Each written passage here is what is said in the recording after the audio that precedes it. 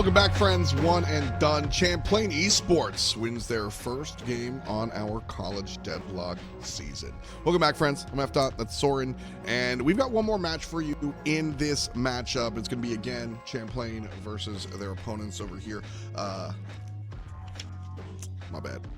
Macalester. There we are. We got there. And last time around, Macalester drafted a whole bunch of control, but really once the carries from the other side got out of control, well, then it all went awry. So Champlain winds up with number one. Evenly matched, though, dude. It was kind of fun watching the back and forth, and we had a couple of lead changes. So I'm expecting game two to be interesting. Yeah, there were definitely fixable mistakes from both sides that if you just clean up a couple of things between games, have a little chat, like either team can reasonably come back out here and just with those minor adjustments, come back and take game two. Like, this is, again, only a two-game series. There's no best of three tiebreaker or anything. This is just for standings in the regular season, proceeding for playoffs. So 2 games and that'll be it. If Champlain take it, they get it 2-0. And if Macalester come back, they'll at least even things up coming in here in their first series of the Collegiate Series. And Macalester need this one. They're going to ban out the Victor, which I think is a solid answer here. If you're not going to buy anti-heal, might as well take care of the guy who would make you buy it. I was waiting to see if you hit that, but yes, absolutely. And you know, this is an interesting thing that I kind of want to highlight. So Deadlock, one of the fun things about MOBAs is that there's a lot of different disciplines, and one of those disciplines is just burden of knowledge check. Victor's running at you with Infuser, you need to go ahead and buy the anti-heal. And at the same time, that's the beauty of the draft system, is that, like, the Victor really messed us up. We don't know how to solve this Rubik's Cube. Ban it out. We'll figure it out tomorrow. And that's what they're doing here. They'll watch the VOD back and they'll figure it out, and then maybe they'll be able to deal with Victor next time. But here, I think this is the right move. Victor smoked him, so just kick him off the map. And the Yamato is banned out game number 1. We're going to see the same thing again. Yeah, as Champlain here with a bit more standard of a ban. Yamato's been kicking it in all stages of competitive play, so yeah, get that one out of here. And Macalester will have the first pick this time. Champlain went with the Drifter first. I think Abrams here, repeat it. I don't hate the hero first pick. Would like to see him pick up some more of this kind of standard tank gun sort of Abrams that we've seen. Like the Crushing Fists, that's certainly going to work well at this level. Not as many people on the key with the parries quite as often, but you know, pick up some of this Battle Vest, pick up the resistances, pick up the Hollow Point, things where you can set up damage for your team and be that frontliner. Maybe Echo Shard, and I think there was another tier 4 Spirit in there. Not quite going to be what you're looking for here for Macalester. But remember, these are teams who are relatively new to the competitive scene, so they've still got plenty of options to be able to improve and work on things, which is why we're putting on this sort of broadcast. Yeah, this is where you learn, man. Like, this is where you get it done. I completely agree. Abrams, he's the guy. I'm never going to be mad about an Abrams pick unless you have 0 carries, right? It's always going to be a good look. Did Macalester have any giant, oh my goodness, Abrams moments? No. But I think he does bring a very necessary level of control. Lash also brings some control and was banned out in game number 1. So we will get a chance to see some of these big ultimates from this guy. Like I said, they were a little afraid to play against him last time. So Champlain will be able to take him to the game field. So it should be interesting watching the Drifter next to him. Champlain picked this one early, and Drifter died like 4 or 5 times in lane before the game like really got going. And then Drifter was one of the bigger catalysts for that mid-game advantage change. So an interesting hero to see Champlain play. Would I call it a win con from game 1? I don't know if I go that far, but he wound up being effective despite the... So imagine what happens if he doesn't stutter step. Let's try it again without the oops and see what happens. Yeah, sure. A couple of early laning deaths will set you behind for sure. He did lose the 1v1 a couple of times against that Warden, but he put in some effective tower pressure. That was one of the things that Champlain had going for them early, is that even though they were falling behind a little bit on the souls, they were taking the objectives. So repeat that on the Drifter, use the Eternal Knight, and really kind of become a late-game gun carry. I think you're doing fine there. And then Lash is going to help with one of your biggest weak spots before, which is that Macalester just had all sorts of teamfight ultimates, and they're bringing it back now with the Dynamo. And Lash can cancel out a lot of those with great effectiveness, so fantastic pickup. And then Dynamo, you're going to have to play a little bit safer this game. I would love to see him almost not even look for those black holes while Lash is still hanging around with the Death Slam, because if you can Quantum Entanglement instead and have everyone dodge that, that is big value and maybe come back in with Black Hole later. Early in the game, I noted some good discipline overall from Macalester. They played very disciplined, and I will say it's the exception that proves the rule, right? Respectfully, Miele did not really play a disciplined Dynamo. We saw a lot of those ultimates kind of get thrown out. We saw a lot of the catch-outs. Oops, I put my ultimate on cooldown. And this is a moment where either Macalester, like their coaching state, just the teammates, you know, that you just have that in-between game moment where it's like, hey, listen, we played okay. Here's one of the major things that will change, because it is, I mean, the giant red light turns into when Black Hole's on cooldown from the other team. It's such a big deal. And so that, if I choose one thing, probably the builds might come into play, but I think being more disciplined with that Black Hole might change Macalester's outcome this time around. Yeah, certainly would help, and you've got an Ivy as well, be able to follow up on some of that damage. This one, you know, we've been calling out, like, what kind of builds we want to see from each of these heroes, how they're likely to play. Ivy, kind of a mystery, especially at this sort of Archon level of play. You can get away with just about anything on Ivy. You can play the full support, you can play full gun builds, which has been meta at times, and still, at least is okay. We've seen it in a couple of higher level matches. Or you can go for the more kind of traditional, at the moment, Spirit sort of debuff focus. Use your ult, use some max kudzus, get there in and just kind of be the person who picks up counter items a lot of the time, which is something that Macalester could certainly use on their squad. So this Ivy really can do anything in the world that she wants to here. Champlain going to run it back with the Infernus, which worked out so well for them last time. If it ain't broke, don't fix it. Again, I will put all my cards on the table if you're just joining us. Why you late? No, I'm kidding. But game number one, I was pretty critical of the Champlain draft. They kind of drafted a whole lot of carries. I felt like there were some holes in their tactics game plan, and well, it just didn't matter, so that's why we play the game here. The Infernus, though, was one of the more impressive characters, I think. Really able to use that dash build to push out and gain space. And so I'm expecting to largely see the same thing. We'll jump into our second round of bans, and no Bebop and no Doorman. Good adaptation here from Macalester. Doorman did well on Champlain last time around. Yeah, the main thing that he was doing to gain value was just canceling out the last stand from Warden, and when he was building into that full ult build, it really hurt when he got locked away in the Baroness, so I'm expecting Macalester to run it back with the Warden here. I think that was one of their bright spots, especially early game. Like, he was getting active. At one point, we looked at the scoreboard, and he was 8-0-3.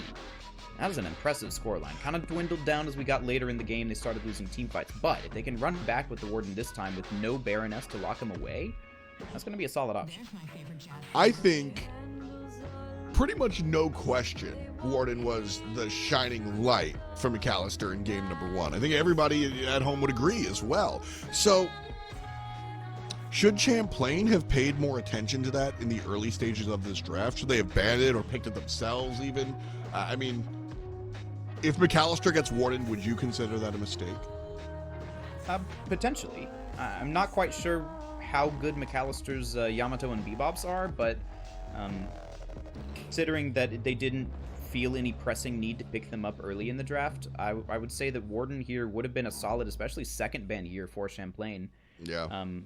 At least lock that one away, make sure it doesn't come back. But Kelvin now going to be a pickup for Macalester. Instead of the Page, I presume, that's going to be your kind of team fight support coming in here. Lots of great CC to be able to lock away some of the members of Champlain, and especially good against the Lash. Bet. You've got the Frozen Shelter to be able to use either before or after the Death Slam. Really cancel out that big team fight changing ultimate and give some safety over to your team. So a solid pickup here for Macalester. And Mo and Krill on the other side. This time, hopefully, going to be running a bit more with the Spirit items and try and use that ultimate to greater effect. Wraith coming out here for Macalester. One of my favorite carries to see, but she's definitely one of those classic late game. Like, if you wanted to call her, if you wanted to be like a boomer MOBA player and call her an ADC, I wouldn't be that mad. She's kind of like the classic left click carry. but she's giga late. And so I think Macalester is looking at that where they got a little outscaled towards the end, right? Like Champlain were able to go into the later game more confidently than Macalester. And I think Wraith is here to kind of be that, like, all right, if the game lasts longer than we need it to, we got Wraith in the wings, and she'll be able to kind of be a stopgap once it gets a little late. And Champlain locks in great talent. Yeah, and I think you kind of got the same question here from Macalester that you did last game, which is, can you get your carries and keep them ahead? Last game, they did a great job of Tarbo and the Warden player. I'm temporarily blanking, but they did a great job getting ahead in the early game. It's just they fell behind once Champlain as a team started to come back up, and you got to have your carries sticking in there. Even if you're losing team fights, that's okay, but you got to have them keeping competitive in the soul count. So we want to see this Wraith pop off, and Champlain going to finish off their draft. They got 4 for 6 of the same heroes, only bringing in Mo and Krill and Lash as new pickups, and I don't hate that at all. It's extra CC that they were kind of missing last draft.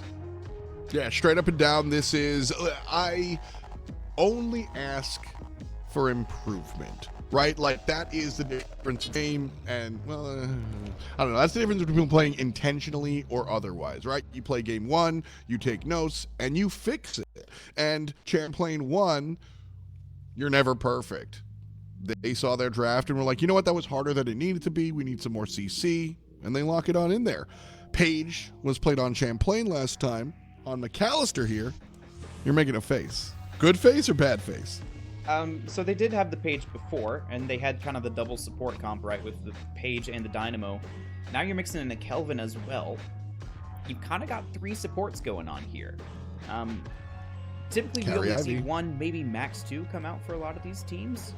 We'll see if they're able to keep that up, because Kelvin and Paige and Dynamo all have utility outside of just raw healing numbers. So I want to see at least one of them build into something that's not just keeping your team alive. Like, if we can have Paige pick up, like, the knockdown, the slowing hex, things like that, utility items that are not just, in your left to right builds, you're going to have to go into the optional section of your build for this.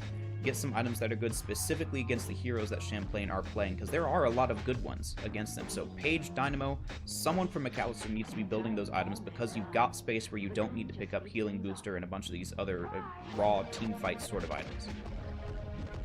A lot of room for activities for sure. I mean, yeah, I agree. Almost a little too much. It's funny, Champlain in game number 1, we felt like they might have had too many carries and not enough control. And then we look at the other side, and kind of might be the other issue here for Macalester. We need more carry. I feel like obviously it's going to be Wraith, and as we mentioned earlier, one of the cool things about Ivy is how flexible she is, right? I mean, pretty much kind of can go in a lot of different directions. We'll likely see her built aggressively, whether it's kudzu maxing or gun build. We'll see which way it goes. Who else? Is it going to be they'll bring you a bunch of damage? Is it going to be the Abrams leaning into more gun build? Or maybe you were alluding to this with what you were saying about not kind of just going left to right, but do you think we just see a little bit of damage out of everybody and we just brawl it out? These are all good options for Macalester, or excuse me, for Champlain, but they have to think about it intentionally, and they have to know already right now. Yes, and whichever option you go with, if this Wraith doesn't come online for Champlain, or I believe we have the name swapped here at the top. If the Wraith doesn't come online, this comp is effectively dead. You do need her to pop off to be your source of sustained damage in these fights. Last game we saw them with a lot of damage around their ultimate timings, but then without it, they kind of fell flat and just kind of died to the Victor and the Infernus. Wraith is going to be a great source of sustained damage, but only if she can get ahead, as you were calling out. She is that late game carry. So if you can get them online, this could work out. That Victor, such a key part of the victory last time around for Champlain. So not having that available for them in game number 2 is going to be a big deal, because like Victor would intentionally engage, rip resources, make them push their buttons, and then just walk away. And then his team would engage after the fact and capitalize on the resource disparity. So now with that character out of commission, not available for this game via the draft, Champlain have to find different ways in. They've got to find more, honestly, more fair ways. That's what makes Victor good, is that he's not really fair. And so they've got to fight a little more straight up, which might be revealing. So we'll see how they jump in. Yeah, Sorin, I feel like this time has an even bigger role on him than he did on the Doorman. You've got to be finding not just the death slams, that is a crucial part of Lash's kit, yes, but also just big damage, ground slams, flogs. You can do a surprising amount of in and out damage to this character, so would love to see big things from him as well. And the ground slam also does that knock up, right? So that's additional CC to try and set up someone on your team for success. And that all starts right here in the lane once you've got those abilities online. Well, Billy's already getting chunked down a little bit. So is the door. The Moan Krill player over in mid, down below half HP, whereas everybody on Champlain relatively healthy. Even the Page, she's got her heals. And so early lane phase, getting a little aggressive, which is the right call. If you're playing pad lane, you're probably doing the wrong thing. So Champlain looking to make this a 2-0. As Sorin mentioned, we played 2 game sets here. We've got a long season, and it is all about the marathon. This isn't Street Brawl. It's the real deal. So after a 2 game set, we'll give points to each team, depending on if they get the 2-0 or if they earn the split 1-1. Right now, looking to earn first blood, jumps on in low HP on the Billy. But again, able to waddle away. Here. One more. And Billy makes it out. 24 HP more than he needed. Shots from a distance. Not enough to earn it. And so Billy, not down, but not out. He'll go back to base, come on back, and lose a bit of farm, but ultimately not as bad as a death. Yeah, very risky, though, staying on the zip line while being shot at. Yeah. Any one of those shots connects, and he takes the hyperline damage and goes down. So, I mean, hey, talk about titanium orbs. You've got them right there. That's he'll learn that lesson someday. Today is not the day. And when it happens, we'll never see him do it again, right? Like, that's how it works. But you got to prove that I can't do that. So, working out so far for Macalester, despite the early pushback of Goofy Goober. Left side, Lash and Drifter. Mid side, GT and Mo. And then we've been riding around with the Billy in the Infernus lane here for Macalester. They're going to be directly against the Dynamo and the Ivy here. I would really want to see Ivy go... Oh, interesting. I really want to see Ivy go carry, and she gets jumped on. Notice, the Dynamo is not played by the same player as game number 1. It's going to be Tarbo, who played the 7. Yeah, I'm kind of curious about that one, because Miele is over here on this Ivy, who, as you said, I'd love to see her go for the carry build to make up for some of that lost damage in the draft. We'll see if those players are kind of swapping out their strategies here. See if that is what works out for them. Yeah, it is Tarbo. That's not just a spectator name swapped. That is Tarbo there on Dynamo in the game. So maybe going to play a little bit more of that aggressive style. Yeah, and it's interesting. I mean, listen, the beauty of Deadlock is you can absolutely go, like, hard carry Dynamo if you really want to, right? Like, so Tarbo playing carry less. Tarbo. Exactly. Ivy getting surrounded, stomped on the ground, and Ivy low, but a wiggle, a little bit of healing, and she's out of there. So, successful slither away here for the Gargoyle, but all this pressure now from Macalester. What does that turn into is the question. Probably just a couple of boxes, a little early to see a full-on dive. Yeah, just get ahead in the farm before you get ahead in the kills. V9 doing a great job of repeating his game from game 1. Already at 4,500. Easily the first ult line, as most of the rest of them are coming up here after this wave. Some fancy box running, it looks like. Now, gotta find that farm.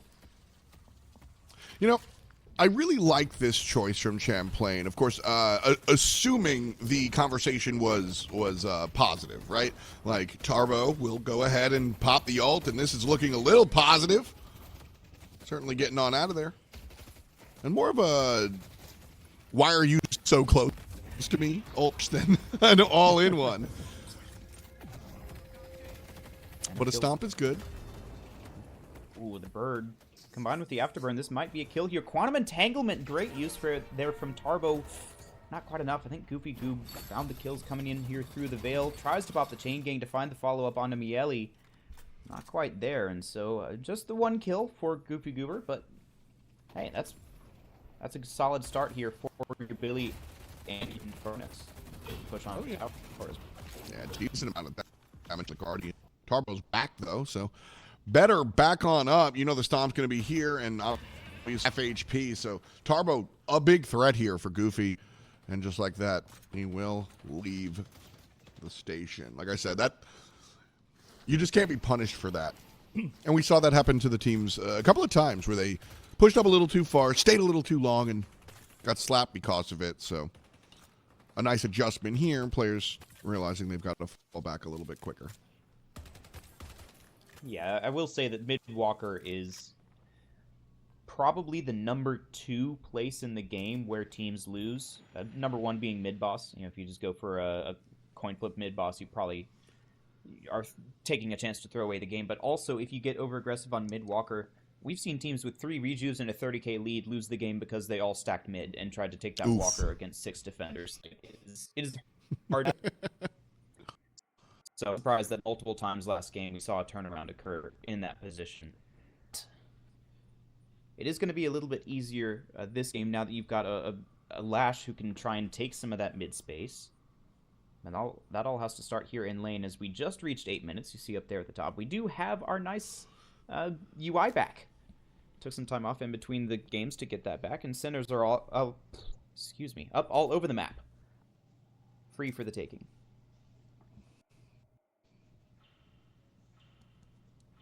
And we're back in it. Right side could be problematic. Looks like a little bit of a mosh pit in that right lane, and it will be. Goofy Goob got our first blood, winds up being our second, and a little bit of follow-up. Miele gets some revenge. So a kill on a V9 as well. 2 for none exchange out of Champlain early. A very different story where they kind of got stepped over the entire early game, largely due to their draft, but this time around, Champlain active. Leading in souls. It's 2K, shut up. But technically. And they're here to play. So invigorated after their game 1 victory. And I would like to see what it looks like when they've got a little bit more confidence frame 1. Yeah, and Tarbo sitting at 6k on that Dynamo after those 2 kills, matching V9 on the other side. Tend to see the gun Dynamo come out. Okay, and Surge, he is building more towards that that ultimate. Certainly don't hate that decision, but it looks like things could be getting turned around here onto Macalester as Tarbo goes very low with the afterburn stacks. Trouble for him. I'd be falling those, so it's not going to be an all-on push. Dynamo's able to heal up just a little bit. Good stand here from Champlain. I think it would have been really easy for them to invite Macalester in. And here's a little bit more aggression. All right, Billy looking for big stuff and coming up a little empty. Nothing doing here as a result of that ult. So Macalester have to fall back. A missed opportunity. And they'll try again. Trades going on all sides of the map. At mid lane, Mo getting active. Over here on the right, Billy and Infernus trying to make something happen. Left side, Lash has been left on his own as Ibuprofen just going for box rounds all around the map. Gives a little bit of time here for this Wraith to push up, try and get some tower damage, but Paradox Lover's only just below 7k. Those cards do hit for a lot, but not quite able to take the tower before they come back in. Nice telekinesis onto the ulting Lash. Opportunity here for Paradox aggressive as we saw last game. Eternal Knight comes in, but that Lash is at close range. You don't need the long range sights. They might have turned it around. The Flog is enough to keep him alive. Great parry! He's going to be able to get some more damage here. Not quite able to finish off either kill. Unfortunate. A fantastic parry. Some decent jumps. Honestly brought Lash down to 1, but not 0. So both Sorin and Ibuprofen almost died. Wraith almost got the 1v2. But close only counts in horseshoes and hand grenades. You got to finish it up. That said, later on, Wraith will be able to take that. So, take the Macalester Esports and be careful next time you could probably take her as well. But as the game gets deeper and deeper, she becomes such a problem. And I also think to keep her down here. Yeah, but now we're seeing the first real lane change of the game. We're seeing 3v2 over here in this mid lane. This is something that Macalester did last game as well. And it worked out eventually, but this time Red Hair gets the jump onto the page. And this Wraith has been left 1v1 against the Lash, but he'll soon have backup from the Drifters. So Paradox Lover taking a lot of farm. It is exactly what you needed. But mid lane not working out. Not so much. Wraith doing a good job of backing off there. Shows up, gets some solo farm, sees 2 people. I'm gone. That is what you want to do. Lobby leader for her, by the way. 10 kills just now digging over.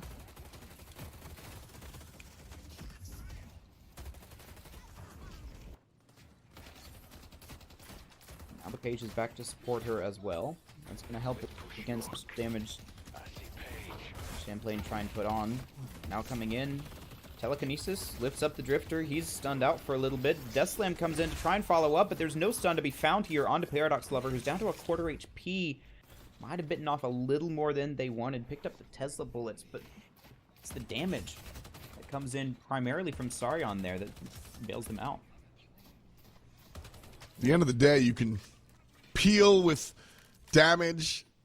Gonna make him run away, right? So, yeah, stun, CC, that's classic peel, but just shoot him in the face. They'll have to turn around. Guardian getting in some trouble here as well. 5% left on it, and Tarbo is able to bring it down. And ultimately, it's going to be a little free. They're going to pick up a kill as well. So Tarbo goes ahead and grabs a Guardian and a player. Ivy going to be fighting in the middle of the jungle. Looks like an upper hand here for Billy. Ivy wants to turn around, stun on cooldown, goes to the sky. And Billy's not going to be able to finish this one easily. Finds a little bit more crowd control, still trying to land these shots. The basic not parried. And Goofy Goob on top. You never really want to be in a long-range extended fight against a Billy if you can't hit a parry, so that one eventually was just going to go the way. The sustain from Billy at close range is insane, and now Champlain pushing up here onto this left side Guardian. A nice rallying charge to try and hold them off. Telekinesis comes in as well. Big commitments and lashes down. So great turnaround here from Paradox Lover. It's got to be an all-in. Need to find this kill. You have just traded 2 ultimates, one of which is a relatively long cooldown and effective in a majority of team fights. Pages. And you don't wind up with the kill? You wind up with enough space created to look for this Guardian. And it looks like the Drifter's still going to hang out here, still going to play a little bit of defense, enough to tag in his teammate Lash. And that left side will be deterred, so a good defense here from Macalester.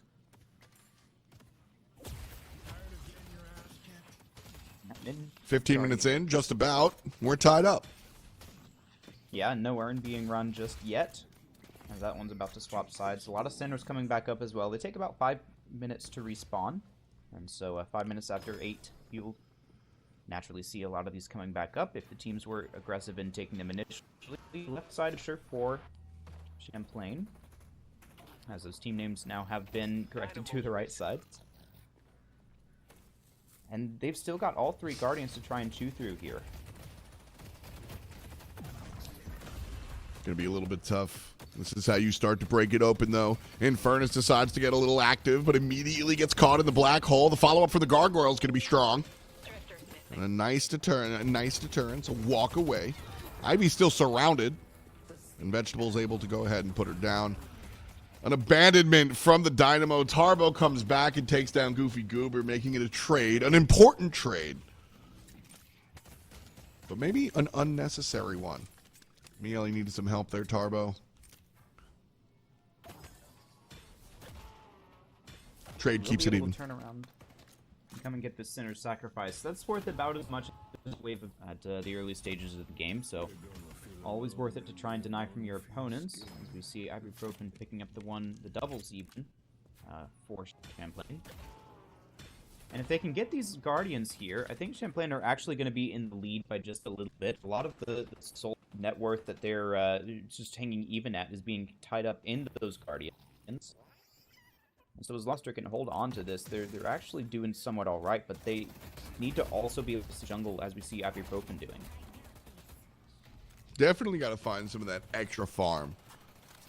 The economy is just so important in the game, and that's really what winds up getting you from sort of like that mid-tier team to a top-tier team, is really finding everything on cooldown. Got to be able to make this laning phase. It's such an important part of the game, and it's really just about a bunch of small decisions. Blue team in some trouble here in the mid lane, pushed out by Great Talon. The push forward, and the Guardian here in mid will fall down. 17 on the dot. Like you mentioned before, not a surprise there. Our Guardians scale with the time. Backwards, though. They scale down. They get easier to kill, so. Here we are, killing the easy stuff. I didn't mean that vegetable, I'm sorry. Tarbo with another one. 15k total souls. Down goes Paradox. Every time the Wraith falls, you got to wince a little bit. The Page pushed in. Nice root, but Lash is here too. Surprise. And Arnhem falls down. 2 dead on Macalester's side. Champlain with only 1. Not a huge opening for anything outlandish here, Sorin, but these are the small moments that you want to keep amassing to turn into medium moments later on. Yeah, quick 2 for 0. Never something that you don't want to get, especially as one of those is onto Paradox Lover. This Ivy putting in a lot of gun damage onto this right side walker, but a good time to back out here for Miele. Seems to have that kind of extra sense of when the enemy are coming in, but now might have been actually caught. Needs to use the airdrop to try and get away. Afterburn ticking down. Not really going to find the kill, but it will at least force Miele to drop a little closer than she'd like. No harm, no foul. This is audacious from the GT, honestly. And I think, so Great Talon's able to be this far pushed up, just in the middle of the lane, because of the communication from the squad. The rest of the Champlain champions just said, hey, there's 3 people here on the right side, and Wraith went home. So, GT, get a little aggressive. If you get something cool, good for you, but ultimately nothing doing. But very fun to kind of see that communication front and foremost. Big shot onto Kelvin. And we'll watch that Great Talon develop. Surge of Power putting in some pretty solid work there with one of the new items, Recharging Rush. Giving him essentially an extra arrow if he can hit a lot of his gunshots off cooldown, which of course makes it easier with the Rain of Arrows. So I like this Grey Talon build coming out here from Red Hair. Put in some decent work last game as well. We're going to see a bigger fight break out here on the right side. That's a big damage. I don't know if it's a fight. Page just gets punched. Out of position, out of health. Kaya falls down. Macalester now fighting 5v6. And Champlain, 4 players deep on the right-hand side. They should be able to get this Guardian kinda no problem. The question is, what's going to happen in mid? We've got a 2v2 there, and Lash is lurking in case anybody plays defense on this right side. But Champlain, easy peasy. And that mid lane will stay decent. But peep the west side story. The Walker is getting pushed by Abrams while the rest of the team does this for the Guardian. Vegetable's able to take down Tarbo. How dare you show up and play defense? So down goes the Dynamo on the right-hand side, and the Walker is taken. Macalester, great play there. Champlain got to be looking at their map. Billy in trouble running away. People been trying to kill me since I was in the womb. Didn't get hit the second time either. Good for him. Just the Page that time. Can't really get a whole lot of good knockdowns with those books with the low bullet velocity, but as you said, that's an effective trade there for Macalester, especially because Paradox Lover took that Walker by himself. Ooh. And that's a lot of souls given over to your presumable carry to try and outscale V9 here, who's got 9k. Gotta imagine he's going to be picking up the Ricochet at about the same time as last game. That'll accelerate his farm quite a bit. And he's going to be so much more dangerous here in about 5-10 minutes. So, Macalester rather need to find something in the meantime. Lash gets slowed up here, trying to enter the secret shop to find this dynamo. Tarbo been kind of caught out of position again. The black hole earlier, not able to find much, now gets comboed out and is losing the 1v1 to the Mo, but he's got backup coming in now. Abrams misses the shoulder charge. Owl comes in, doesn't find anything. Who can get their abilities on first? And it seems like that'll be on to the Lash, the Door, and Sorin both down. And things get turned on. An effective collapse from Macalester. 2 players down here for Champlain. A great bait. Just me. Follow me. Just follow me. Oh, surprise. Here's my friends in the cut. 2 separate players waiting outside for Champlain. And easy to make that 2-0. Great run there from Tarbo. Honestly, look good first, right? Like, combo in, all right. See ya. But well played by Macalester. And again, I brought it up earlier. Sometimes you can see the comms. Like, we're obviously not in their VC, but I could see that call happen on the minimap, right? And that's so much fun to watch. Earn call. Yeah, they've got so much space on the map. Macalester just took a walker with minions. Nobody there to take it. And now all 6 of them, it looks like, are rotating to this urn. This is great. Improvement. You know, the first urn we saw in the game last time was probably a 30-minute mark. And this one being taken 10 minutes earlier by Macalester. They've only got 2 people to work through here. So after they work through the Spear Snare, I'm mad that this is going to be an extra 4k souls going over their way. Their walkers are getting pushed, though. They need to effectively escape. Have to. The walker in blue is already going to be under attack. Mid lane's getting pushed, and the team fights on the right-hand side. Half HP for the Dynamo already, while Billy chases down the Abram. That's a tanky boy, though, Billy. In trouble as Dynamo gets whacked. Brought down to half HP. Billy trying to stay out of it and play on the outskirts of the team fight. GT up top. Now it's going to be the bite back here for Champlain as Macalester has overstayed their welcome. They're on the way out. 1 player gets chased down. Lash looking for the big man, and a couple of shots will bring it home. See you, Dynamo. Insanity punishes the overextension. The walker on the left side goes down. So Champlain get the mid walker, they get the left walker, and they go ahead and they take Tarbo out of the game. That's one of the bigger moments in game number 2. Champlain looking at putting themselves in position of the driver's seat. Yeah, they're still only ahead by about 2k, but that is a big swing in tempo as it felt like Macalester were getting ahead quite far there. But it's kind of the same thing that happened in game 1 early on, where Macalester recognized the right play, they recognized that they need to bring everyone. But then they just stay a little too long. It's not indecision necessarily, it's inefficiency about not being able to complete your task quickly and get back to the rest of the map. And so now their right side walker, the last one, is getting pushed. Champlain, I feel like, could risk the same thing as Macalester. They're overstaying their welcome, and now they're getting got on. Goofy Goober gets burst down very quickly, but he's still alive, and the combo and the Death Slam come in, trying to catch Paradox Lover, who's got the project mind to be able to get out of there, and he will be able to be safe. Goober also gets away.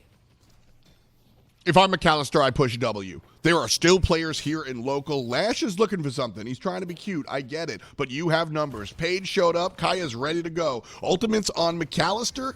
Not too many. No horses. So really, it's just going to be a straight-up neutral fight. But they're going to be able to wiggle out. Mo and Krill. Okay. Well, thought maybe. Tarbo makes sure it's definitely. And the door falls down. Relatively quiet for Mo and Krill. I feel like we've just seen the first couple of instances from this player in game 2, and we're 25 minutes in. Yeah, Mo is one of those ones where you need good team coordination to capitalize on it because, I mean, noted several times last game that he's not able to put out much damage, but if you can get a combo and have a teammate there ready to follow up, you've certainly put in enough value. The problem is that you have to have the coordination to make that happen. And just a couple of times that's followed short for the Champlain champions. And kind of was the same story last game where Macalester got some combos that weren't effectively followed up on. So I'd love to see them honestly just like babysit this Mo. Just sit on top of him, wait for him to go combo, and then kill the helpless right there in front of you. That's Mo and Krill 101. That's how you play around your teammate Mo and Krill, right? Just like, hey, you got somebody yet? Bang. It's the whole thing. It's really Not complicated at all, and I am definitely not diminishing how difficult the game is whatsoever. 26 minutes in, and we've got a tie game here. Honestly, Macalester's carries have had a fantastic game. They had a fantastic early game. But here's the other side about the fun 6v6 element of Deadlock. Champlain just choose not to fight the Wraith. All of these team fights they're winning, they just make sure Wraith isn't there. And that's why they've been able to kind of keep, despite the fact that Paradox Love Harbo, for what it's worth, have gotten very, very rich without trying or dying.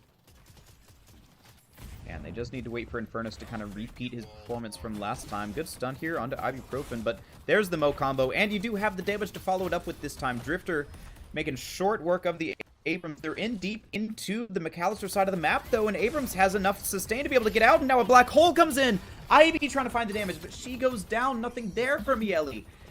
Dynamo trying to make something happen here with 300 HP, but he will go down as well. Champlain are somehow taking this fight, but now here comes the Wraith Paradox Lover getting his due diligence.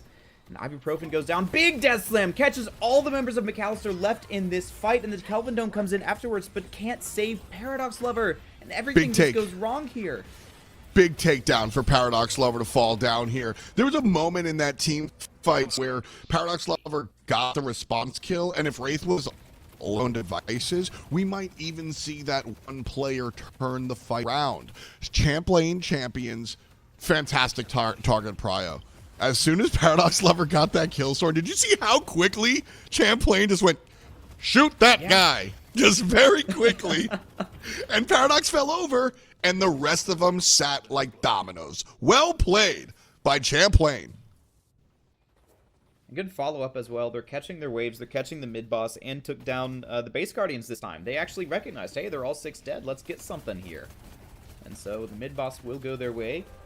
Likely there's no way for them for Macalester to be able to come back and push out to get here. And that leaves them up souls, up a mid-boss, and up a set of base guardians, which do give you a little bit more freedom to roam around on the map without increased zip speed. So if they're able to look out on this advantage in the next couple of minutes. Such a fantastically different game. There you go. From game number 1. As Miele gets caught out, can't be there. It's just that simple. Champlain they've got this momentum. They've got this wind in their sails that we did not see game number 1. So some momentum here for the champions. And looking to swing it. All right, Coach Sorin, they've got their mid-boss. Where does Champlain go now? Earn. Easy. Earn. Run it. I mean, yeah, pretty much. That's the main way that you try and force a fight when you've got a lead. You will either force a team fight where you've got 3 extra lives, and V9 is farming up a storm over here. No Dynamo ult, no Kelvin Gnome for another couple of seconds at least. You either get that fight, or you get an extra couple thousand souls for your entire team, and either outcome is good with you. What you want is for a couple of your Reju players to get picked off like this. And the Mo and the Infernus, as potent as they are, if Macalester turn this, they could catch a couple of kills and then the follow-up and kill them again. But not this time. It looks like they're a little bit too scared of the rest of Champlain showing up and taking that team fight. I'm torn here, and this is where it's very easy to be one of those annoying, argumentative commentators. Like, I think you should have pushed that, obviously, but you nailed it. Macalester was like, yo, we've been burned a couple of times by overstaying our welcome. There's only 2 people here, but if we jump on them, they'll CC us and kill it. They didn't know that everybody was across the map, so intelligent choices here. Now, it's time to go in. And Macalester going to be looking for that backline Wraith, and she's wiggling away. So much movement from her. And so Macalester are looking for this Wraith to do the work. Disarmed for now. And look how far away from the front line she's staying. Paradox Lover knows exactly. Oh, Drifter out of nowhere. Surprise! And Wraith gets walked up on, but ultimately pushes Drifter away. Half HP for the Lurker. And he'll get brought down even lower and sent packing. So 2 rejuve charges wiped off as Red Snare takes down Ensatsu. Where is Infernus in this fight? He's sitting over there doing his own thing, off in Narnia, having tea with Aslan on the left side of the map, where the rest of his team is trying to push. They're giving their all for this Walker, and including 2 rejuves. Can't really take that fight if you're Champlain without V9 present. And so Macalester, they do lose 2 players for 2 rejuves, which is effectively a good trade for Champlain, but that could have been much, much worse for them if Infernus was on the same page as the rest of his team.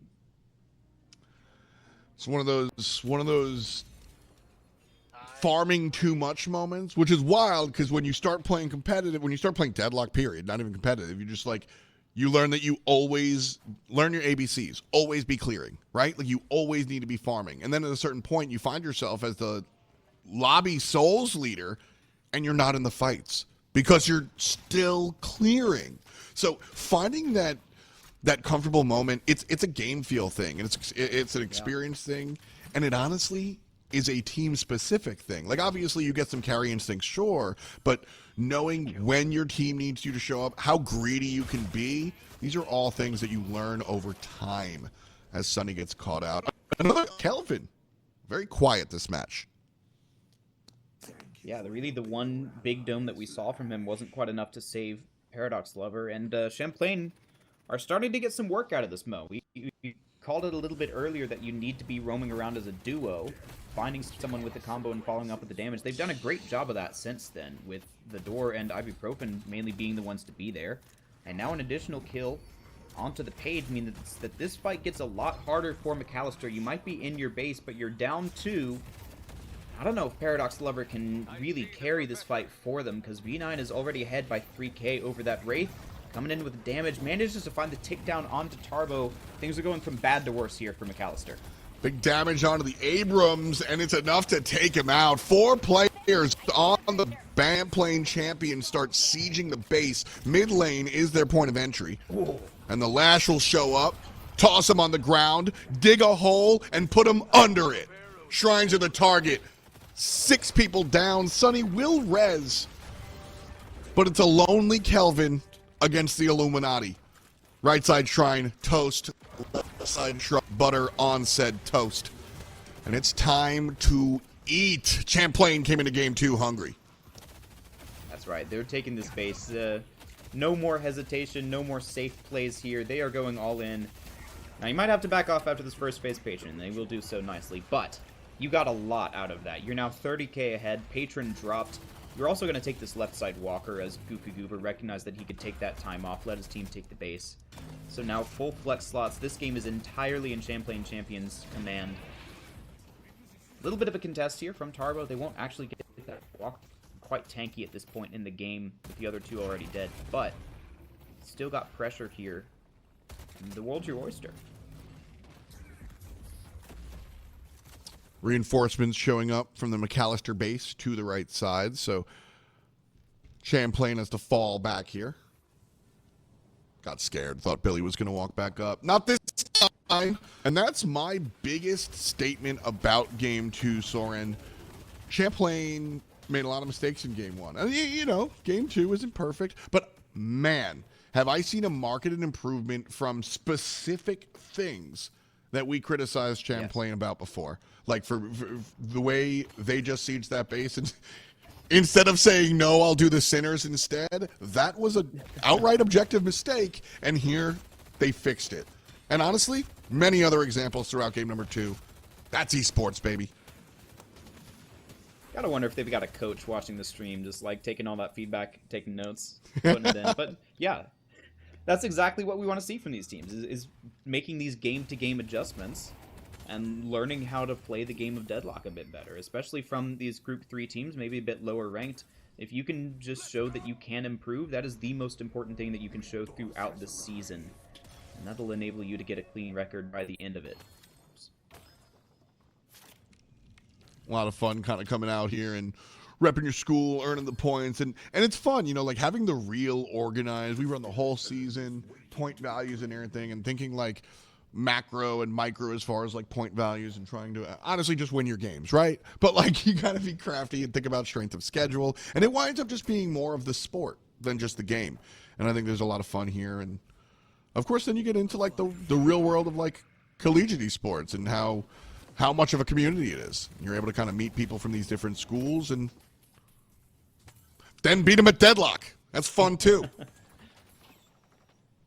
It's all friendly rivalry here. Oh yeah. But Champlain, maybe the friendlier rivals in this case. Having a little discussion here. All right. Team huddle. What are we Just doing? hanging out. What's the plan? They're deciding who gets the box. Well, Insanity comes in. He wants that one as well. Wants a piece of the pie. He's the one to take it. Yeah. Oh, Yeah, betrayal. he just took it. It's like, what are you guys thinking about? What's going on? They're trying to person on the wave and see if Macalester pounce. They've got 4 people to answer, but Macalester go elsewhere. They find this Infernus here on the right side. And he's been completely caught out in the middle of the team, trying to trade his life for Paradox Lover, but might not even get that, as the entirety of Macalester Esports have avoided the trap. There's nobody here to pounce from Champlain Champions. But the Infuser, they've still not got the anti-heal. Vegetable, fantastic. Little bit of trouble, lot of bit of healing. Insanity winds up getting kill number 4 here. By the way, unanswered. He hasn't died in a minute.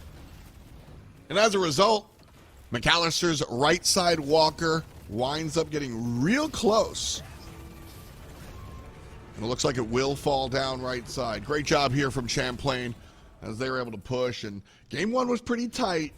Game 2, champions all day long. A giant 50,000 souls to end the game. Ivy's going to show up and try to play some sort of defense, but everybody doing exactly what their name says. First time on the field, and they're champions. There you go, 2-0. Rather long games. It took a minute to get there, but Champlain definitely showing the better macro game overall, I'd say. They had a plan coming into these fights. They executed on it. Vegetable, being the clear-cut MVP of this team, just putting in so much work on this Infernus. Not really an answer from Macalester. We noted a couple of items that they could have picked up. The Slowing Hex, Curse, anti-heal items, and just none of it was really there, and that enabled Vegetable to really just play any kind of game that he wanted. You see the 6 kill streak, 20k objective damage, most souls, most assists, most kills. It's almost got the full constellation there. Definitely the star chart here. You know, something interesting that was kind of fun to watch here was game number 1, Champlain Champions kind of came through and played through their Victor pretty heavily, specifically with like just this great bait play. He would walk in, make everybody bump their ultimate buttons, and then heal to full, and then laugh as his team punished the team that didn't have any ultimates anymore. And Infernus kind of felt like it filled that a very similar role. We saw Infernus kind of get jumped on that right side. That kind of ended the game here, Sorin. He was by himself, gets jumped on, heals to full, and then his team's like, what up, dude? And just cleans up on aisle 7. Very, very fun to watch that style of play. Yeah, and you see the scoreboard there. Top damage actually picked up by Tarbo there on the Dynamo. Impressive work coming out from him in both games, really. I enjoyed his 7 play in game 1. Definitely an effective build coming out from him. And then the Dynamo had a couple of nice moments, cleaning kills and effective ultimates. In the end, though, it is a 6-player game, and all around, I'd say the average level from Champlain Champions was just that next level up. And so they've got, I believe it's 7 more weeks in the season to show us what they're made of, but effective start here from them, 2-0. Absolutely. Seeing their growth from game 1 to game 2 makes me very excited to see their growth from week 1 to week 2 to week 3 to week 4, because we're going to be here the whole time, and guess what? We're still not done tonight. Congratulations to Champlain. They take the field for the first time, getting their 2-0. But coming up next, we've got Texas A&M, the Maroon Squad, and they're going up against UNL. These guys are good. We'll see you at the game.